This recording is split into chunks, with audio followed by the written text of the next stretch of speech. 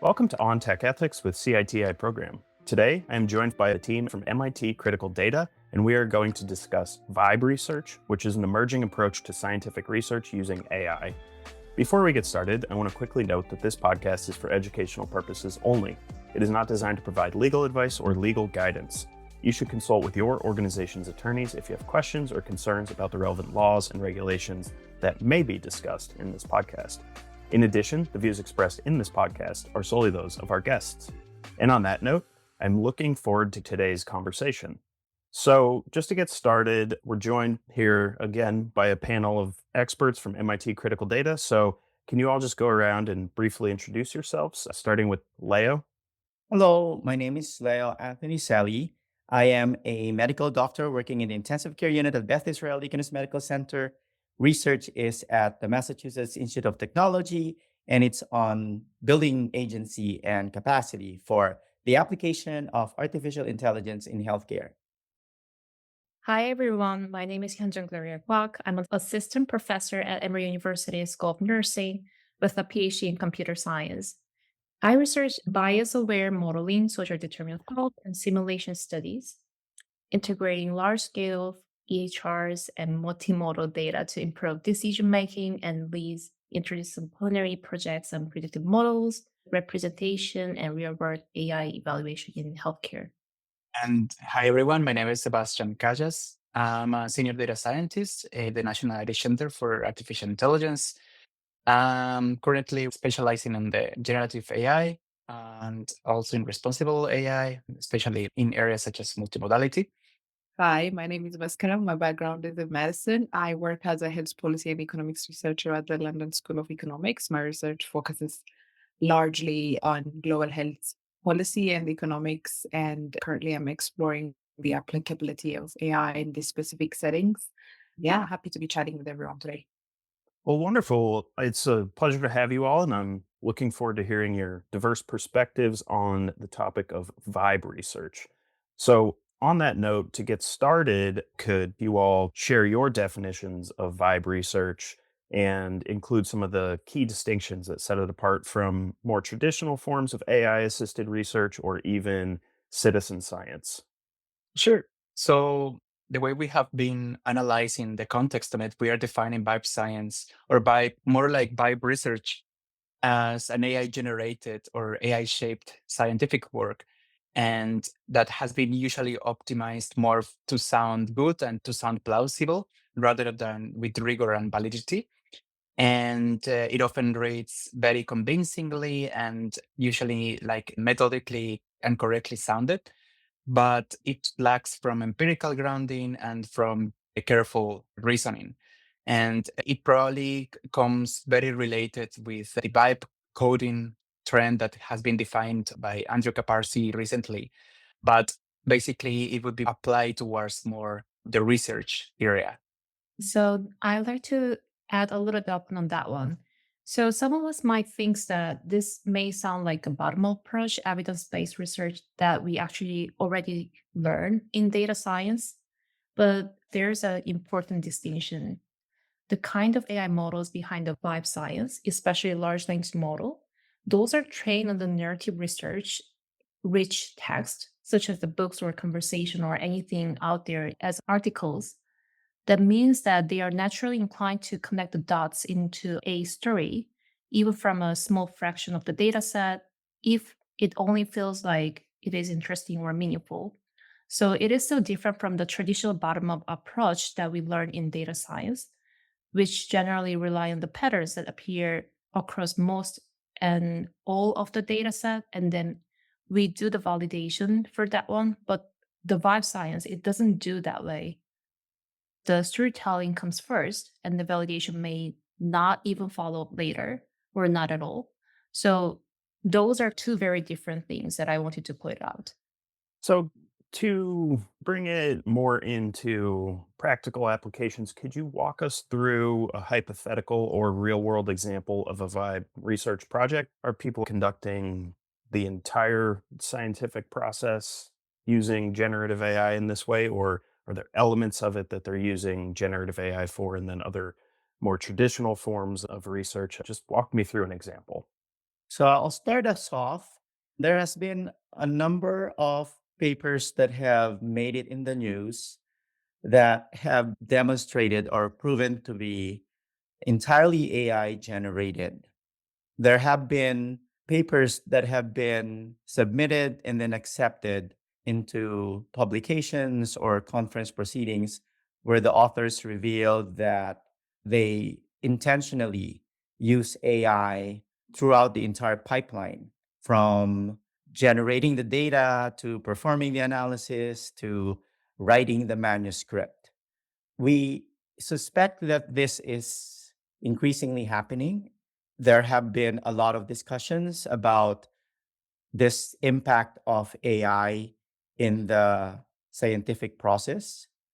But generally, for some studies, especially those that involve machine learning, we can definitely outsource most, if not all, the different parts of the scientific inquiry and scientific process to AI. Yeah, I wanted to say that in terms of hypothetical example, I think this is coming up very trendy and very popular today because it's essentially creating the illusion that everyone can make research now. One example could be like create a paper on renewable energy. AI will create a very beautiful report with all the details, and it will state everything very confidently. However, it will fail to cite a lot of the underlying and most important factual papers that have correct information, because there is a lot of problem with fact checking and alignment of the real source and what it's being said by the LLM. And this is very dangerous, I would say. So even the LLMs, due to their hallucinations, tends to contradict itself or kind of like to prove things that just don't exist. So definitely this is the biggest weapon of double edge, because there is a need for a very deep fact checking. And as Leo mentioned, definitely like a consensus where the methodology could be improved rather than worsen using AI. So, just going off of that a bit, you mentioned AI hallucinations, which is one concern, but what are some of the other major ethical and methodological hurdles that Vibe research introduces? For example, on the note of AI hallucinations, how do you handle things like that? And how do you ensure that the results can be independently verified and replicated? Before I come to your question, Daniel, I just want to highlight the fact that there is an boom in productivity and research output in the past few years, as all of you might have seen, and that is driven by a number of things. But definitely in a research career, it's very important that one publishes and gets as much output as possible. And I think that is a really important push factor for why this could be a phenomenon going forward. And as that capability of LLMs improve and how they're writing, the output they produce gets so much better in a way. So slightly methodologically, as you've just mentioned, one of the issues that is definitely hallucination, but it's also the fact that sometimes, yes, in the research world, we do read papers and we do try and see what we're going to learn from this paper for a specific, study or research project that we're doing. But here it's definitely just recognizing patterns and putting pieces together. So sometimes the problem is you see a paper and you think, oh, the output is incredible. Let me see how I can reproduce that. So we're seeing quite a lot of challenges with its reproducibility of different methodologies. And I think ethically as well, sometimes, in terms of using people's or individuals' work for your own research, or sometimes as if, this person did it in their study, is some of the key problems. I'm just going to add to what Mescaram pointed out. The problems of Vibe research are not new. What Vibe research or Vibe science is doing is truly enhancing, enabling, scaling the flaws that we've seen with research as a whole. And a lot of the issues that AI is now shining a spotlight on can really be rooted to the publisher perish culture that we have been lamenting about for the last close to 100 years now, according to research. And in the presence of these very perverse structures, infrastructures, and incentives, what's going to happen is that very quickly, AI is going to accelerate the destruction of institutions that in the past have supported scholarly activity and research. So, to us, in order to avoid the destruction of research, we need to transform those incentives, those infrastructure, those ways of operationalizing scholarly activity very quickly. And we should be grateful to AI for giving us this opportunity, allowing us to rethink, allowing us to reflect, allowing us to re-examine what have we been doing in terms of knowledge creation, generation, validation, and dissemination. And perhaps we could dwell on this topic a bit more. And I would love to hear perspectives from Latin America, from Africa, from Asia, and from North America on this particular topic or problem that I'm highlighting now. I just have a last piece perhaps to add to the question. I was just thinking about the ethical concerns, and I think the biggest problem is that LLMs are just trained on a bunch of internet data, right? So the biggest problem is actually in the data itself, like the amount of biases existing on it.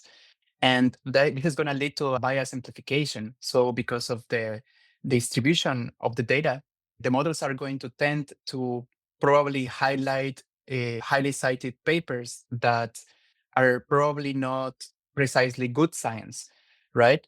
So the models themselves still need to reshape the way they think. That's what there is now like a new area where we are trying to leave actually the LLMs because they're just memorizing towards more intelligent models that have other qualities, such as in this case, a way to solve it is embedding curiosity and the lack of humility, where we can allow the model, for example, to cite more diverse papers that would actually improve the fact checking, since it's going to be an amplifier for the minority of perspectives that can break through this by research or by science prompts.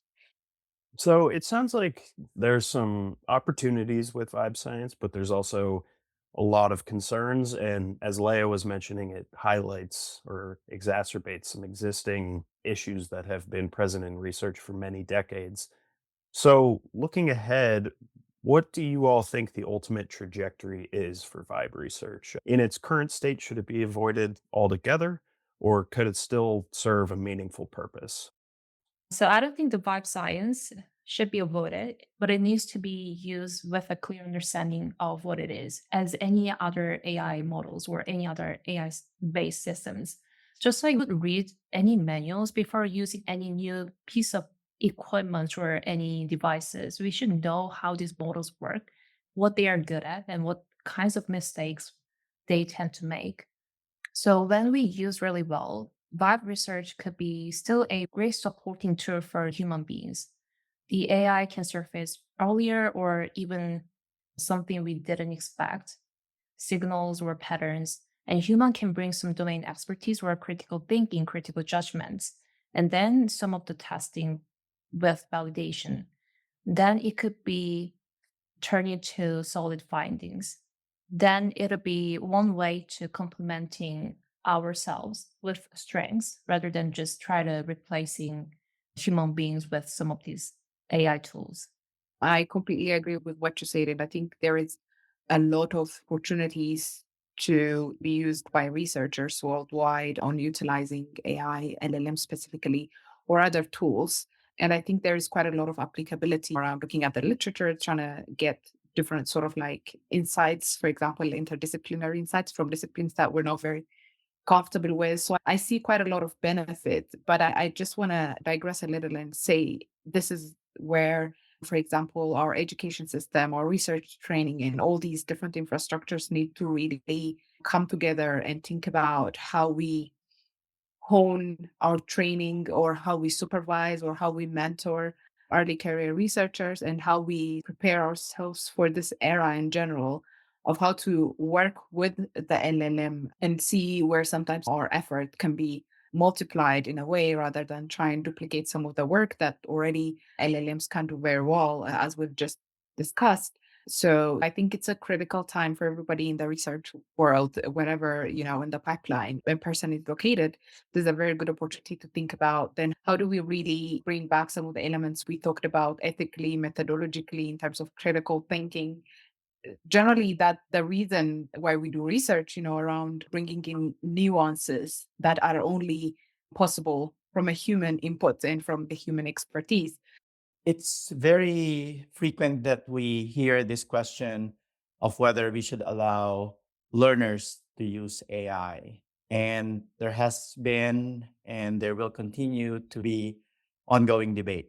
We are in the camp who thinks that we should allow learners to use AI, but to use it thoughtfully and with purpose. And this is where the incentives come in. If the perverse incentives are allowed to continue, then we think that it is likely that vibe research, vibe science is going to hurt us. But what we need to focus on is how do we build faculty, build agency? How do we educate learners on how best to leverage AI into improving the way they identify the questions to ask, translate that question into a study design, perform experiments and sensitivity analysis, ultimately interpret the findings and translate that into action. But that would require a reimagination, redesign of existing systems for education, for research. We still see a light at the end of the tunnel, but it will require a huge political will to transform the way we think, the way we learn, the way we work with each other. It will require evolution of systems that are ossified, that are known to be resilient and resistant to transformations. What exactly do we need to do? We don't have the answer. This is such a small group to be able to come up with the craziest ideas on how to redesign education and research. We could, for certain, say, though, that it will require a much larger, inclusive group of people who don't think alike to be able to pave the road, to be able to even imagine what that blueprint might look like. And this is the legacy of AI.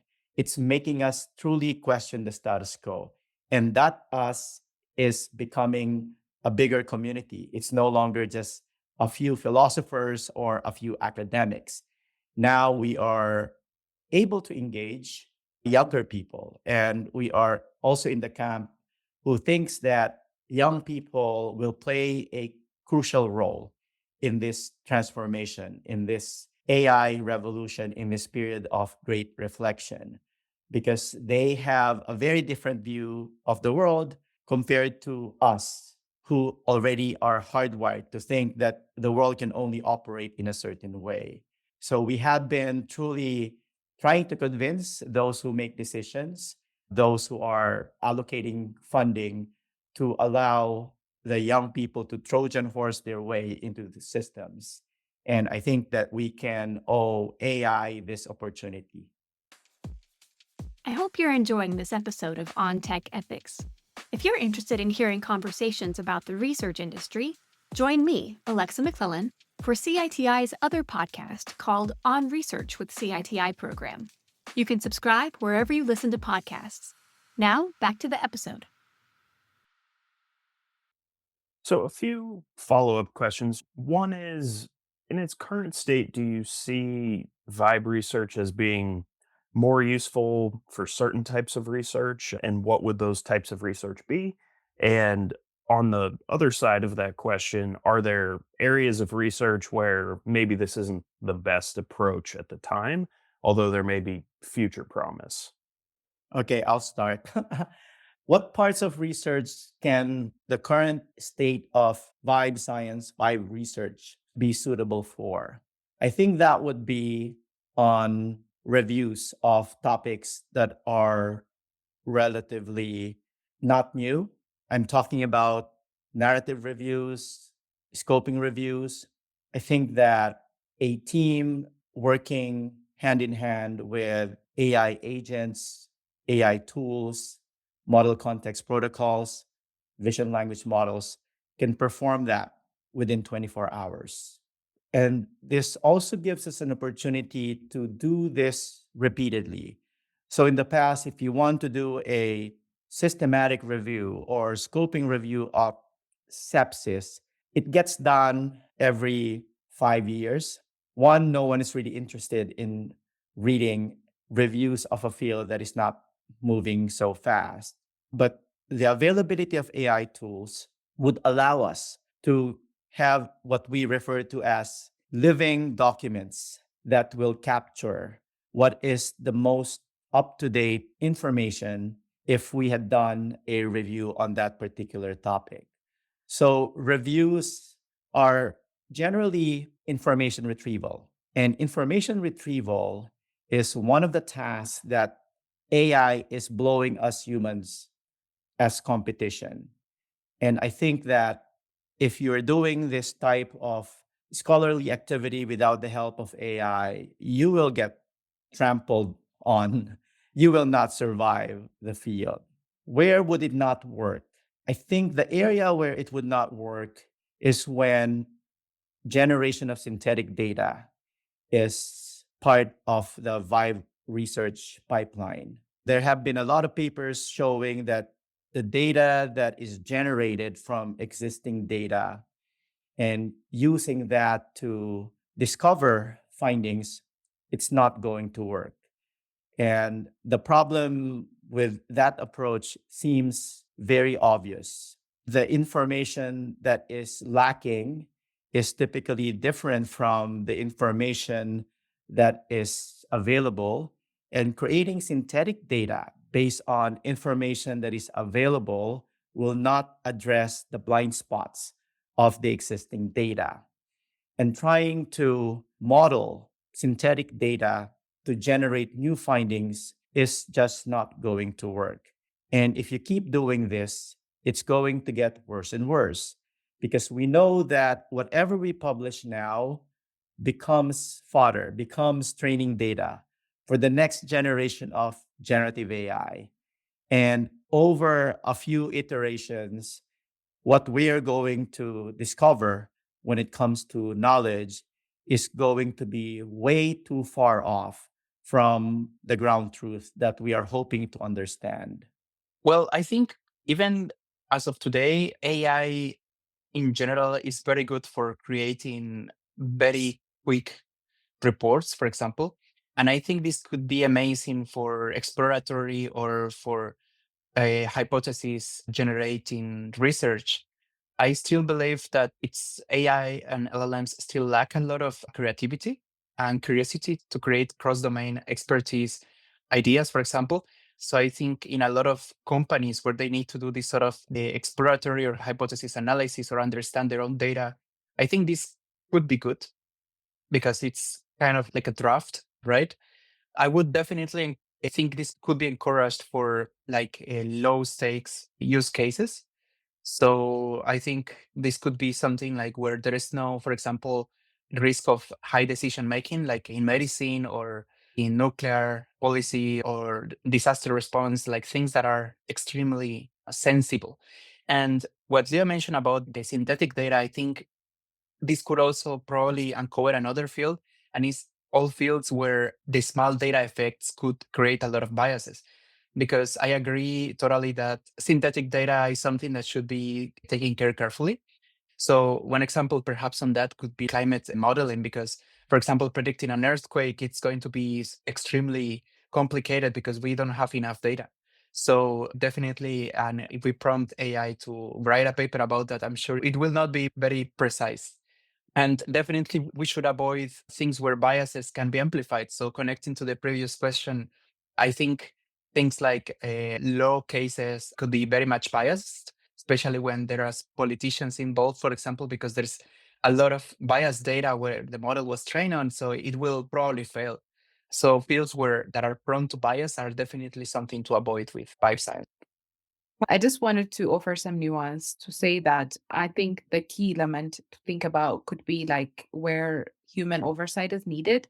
For example, I work quite a lot with qualitative data in my research, And and we do experiment, try and see what like different sorts of text mining tools and how they can be, as Leo mentioned earlier, used to sort of facilitate the process. And that's extremely useful in the initial beginning stages and can definitely make the process quicker. But places where you need context, when you need to think about the depth of interpretation in a way or offer some sort of reflexivity, that is where it becomes slightly challenging to rely on these tools and where human oversight is really needed.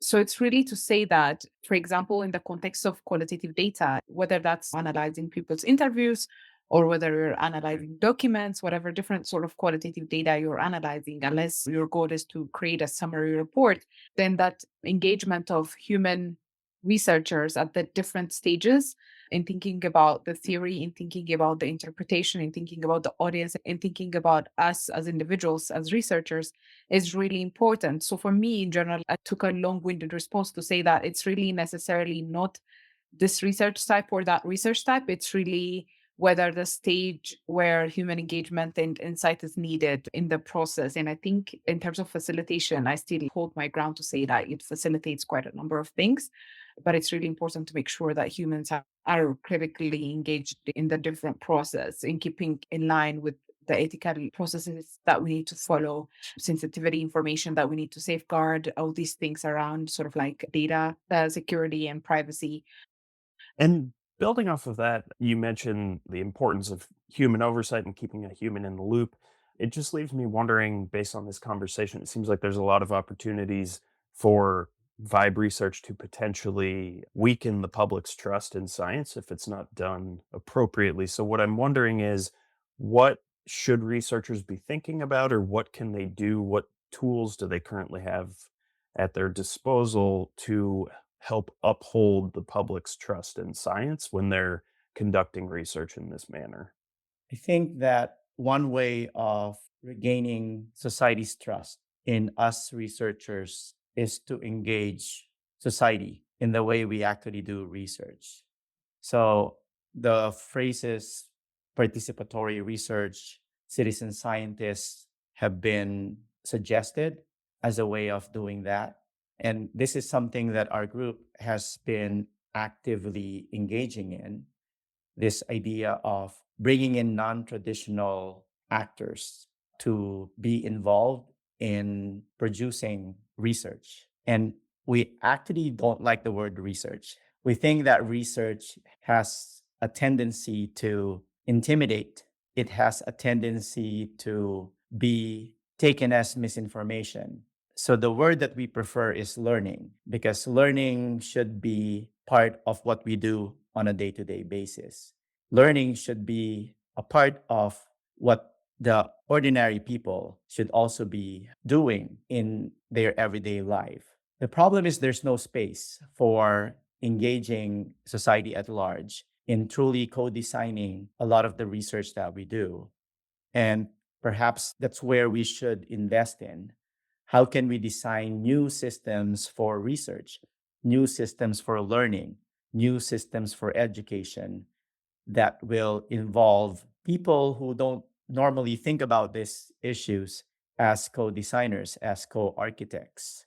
Again, this will require a huge political will. This will disrupt existing power structures, hierarchies of knowledge, and as you can imagine, this will be resisted by the ones who are in control of the knowledge systems.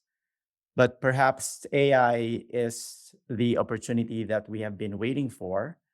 It has gained and it will continue to gain more steam as we move forward. The amount of investments is just exploding over time. I think at this time, they are saying that it's in the vicinity of $500 billion of investment, in which case people might be more willing to listen to different ways, novel ways of doing research, because we know that the traditional methodology takes too long of a time. And by the time that a paper is published, it's likely that whatever was discovered, whatever was validated, will no longer be true. So just to summarize what I said, why researchers should engage people who normally are not part of science, who are normally not contributing to research, to solicit ideas to co-design the research itself. And something that we were actually thinking about writing a potential solution for this. And it's like, how can we generate, how to make a more methodological science?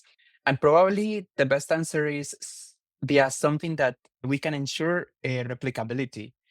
So it's not just about only writing the text and letting the AI do all the job, but maybe a best science for papers should be to create some sort of Oracle hub. That's how we would call it, where we would kind of like ensure replication via different data collection methods. So research will not just be creating text, but also ensuring the code works, that the code will be available, that the data will be available, and ensuring that this will always be part of the methodology.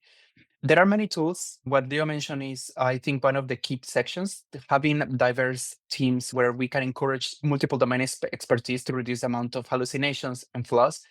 But also, I think one of the key parts is we need to have more tools for fact checking. I think AI, all the big companies working on LLMs today need to like strongly work on that in the fact checking section.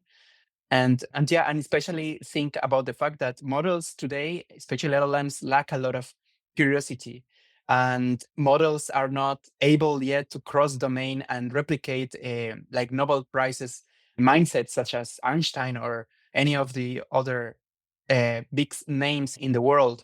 And the key for them was to be able to combine things like maths and law, for example, for economics.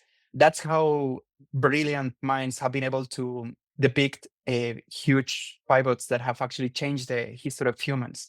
So I think that's one of the key points that LLMs lack, and we shouldn't trust them yet enough on a system that only relies on text. And we need more robust models that have all these qualities, and hopefully we will get there at some point in the future. I would like to add a final point while agreeing with what both Leo and Sebastian said. Unfortunately, like quite a lot of the burden does rely with the researcher, and the researcher is incentivized by how they're rewarded for their work. So I think institutions definitely need to have that opportunity to incentivize integrity, to promote these openness, transparency, people to share how they came up with this result, and all these things. So definitely a lot of the burden lies with the researchers. And I think sort of like in tangent with what Leo said, there is a lot of opportunities for us as researchers to now communicate with the public, whoever they are, whether they're the general public, whether they're clinicians, for instance, or policy people in a way. So there are different media that could be, leveraged to communicate our research to people who are likely to use it. And I think that's a really key part of how we might be able to sort of like promote trust in the science that we do, whatever discipline that is, sort of have those opportunities to engage, instead of just focusing on publishing on a prestigious journal, looking at impact factors, looking at, citations. So opportunities to engage with the public in whatever shape or form is a really key element of research. So I think there needs to be more emphasis from all of us as researchers, as well as from institutions that, hire researchers, fund researchers, and promote science in any way. So I think there needs to be quite a lot of emphasis on that bit around the training, around promoting such practices. So I think communication and finding those media that the public engages in with science is really important, and that's where the public is. So we need to meet the public in these spaces, not just, the traditional outputs that we're used to in terms of journal and scientific conferences and whatnot. So we've covered a lot of ground today. So just a couple of final closing questions. And one is, do you have any recommendations for additional resources where listeners can learn more about vibe research and the issues that we've discussed today? My advice is to continue reading the news, but read the news with other people who have a different opinion, different expertise as you do. The question is, what can we do as a community to encourage this type of behavior? But there will be no set of resources out there that will allow us to really stay 2 steps ahead of what's happening with AI. And what's happening with AI is being ushered in by a few companies who have the biggest stakes when it comes to the skin of the game. They are the ones who have invested the most money. They are the ones who have the most to lose. And we need to take the steering wheel from them because they cannot be the ones who will be driving this revolution. We cannot allow that to happen. And our best immunity, our best bulletproof vest is to engage in more critical thinking. The way we promote critical thinking is to bring people who don't think alike together. That is the main ingredient, the main recipe. That is the magic sauce that will deliver us from this purgatory or even the start of hell. But we are truly appealing to everyone who is listening to change the way you have lived your life. It cannot be the same way that you did a year ago. You need to reimagine what your work might be like a few months from now as your companies and hospitals start laying you off because they are increasingly convinced that an AI would do a much better job than you do. And for that reason, as I said, we need to stay 2 steps ahead. We cannot follow a capitalist narrative in terms of paving the way for AI to be part of research and scholarly work. So once again, we appeal to the listeners to continue being on top of the game, continue putting your finger on the pulse to know what's happening in the world right now. And on that note, does anybody have any final thoughts that we've not already touched on? So I also use AI every day in my research and see all the potential there. But I like to point out one more time that AI itself is not the truth. And it generates a possibility, but not the fact. So we need to still test all the time. And then our choices in how we are going to use our AI models will shape the world future generation.